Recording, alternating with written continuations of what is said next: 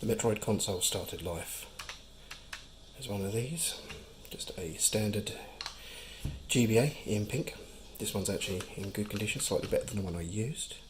So to get started, what we want to do is whip out the tri-screws, not forgetting the normal Phillips screw there. Once that's done, away it comes. I'm going to remove the battery contacts, also this plate, which is Phillips screws as well. Once that's done, you have some tiny screws on the board that you'll need to take out, and once that's out, this board actually lifts away fairly easily.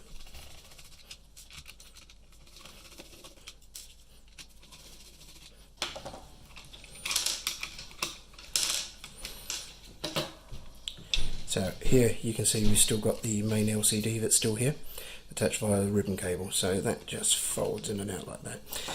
What you want to do is, using a very fine tool, I mean I can use this for the time being, you just want to release those two catches and just pop out very gently that cable. And that board can come away. So, as we can see here, this is the old LCD panel. We're going to need to get this out. The easiest way to do it, as it is not as delicate as previous models, is just a little twist, and eventually the adhesive will give up.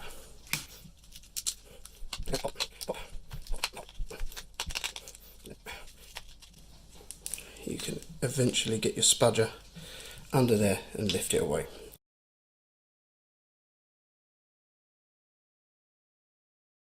So, to get the screen out, as you say, flex, flex, flex, flex, crack, and then a spudger just under there to lift it out. So, the new screen, this little module here, is actually slightly bigger than that gap.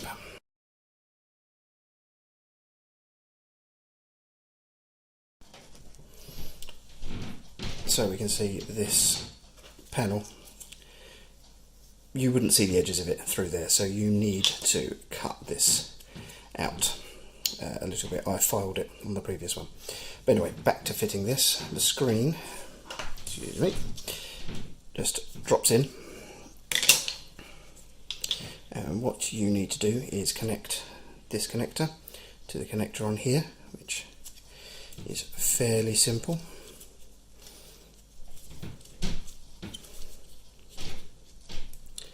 It just clicks on like so. Then fold this back. Now personally I use Kapton tape to hold this down, but it's dependent on which of these connectors you'll use. We're going to use this one, the larger one, which matches up with this board here. So tape across there to hold that all in place. That would fold over, so once this is in the machine, it would sit like that. This board is obviously this way around. Obviously make sure you put the buttons back, and this would literally fold in to that connector, and that is literally it. That is done. The hardest part, as mentioned earlier, is actually getting this cut out so that you don't lose the edge of the screen.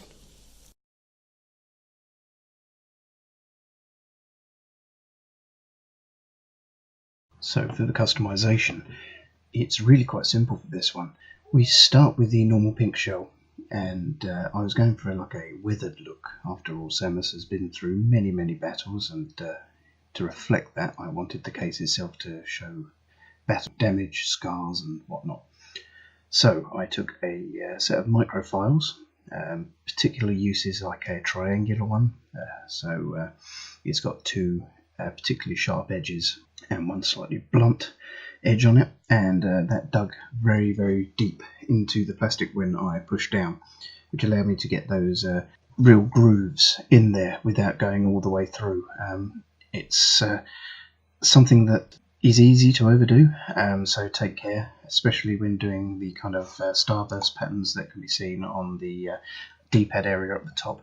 Just start from a central location, splay those out in the star pattern, and the scratch type ones need to be equally spaced to make them look like something has clawed at the device, otherwise they just look naff, and obviously thicker at one end than at the other, again, because otherwise it just looks odd. So once that was done, we moved on to the priming of the device. Quick splash of automotive etching primer. It's very important it's an etching primer, because that really cuts into the plastic and gives a good bond of adhesion. Otherwise you'll find the paint flakes off, especially with cheaper plastics, although the Game Boy is actually made of fairly decent plastic.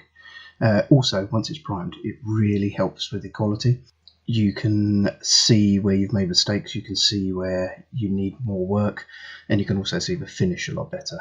You'll notice that on this image, particularly when you're watching this video, you can see the adhesive still in the screen somewhat. That's not a problem, because we are going to get rid of some of that, but it does highlight just how much it stands out once it's primed. So once the primer has dried, you want to at least leave that for a day. We can do the next colour coat. In this case I went for a bronze gold, trying to match Samus's suit colour as best as possible without going too orange, because frankly the orange looked a little bit strange. Once that colour was on there, it really did pick out the details quite well. The thing is though, just a gold GBA does look rather plain, so we really need to do something to kind of jazz this up. At this point we also had primed the back, done some similar battle damage to it, and you can see in this image here that the back has been done red to again kind of give more Samusy kind of feel to it. Once we had done the base coat, we then started doing the weathering, and the weathering was done with Tamiya weathering paints, which are basically watercolour, but when added in multiple layers they end up giving a real worn in kind of look to it.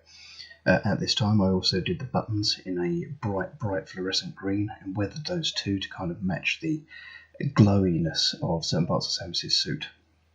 Once all the weathering was done, I used Rub and Buff, which is a wax based kind of gilding material almost. It's like a very metallic wax that once put on very thinly can be buffed to a higher shine. I used that in the crevices of the damage and around areas that would have looked worn on the armour, just to really make it look like it'd been used heavily.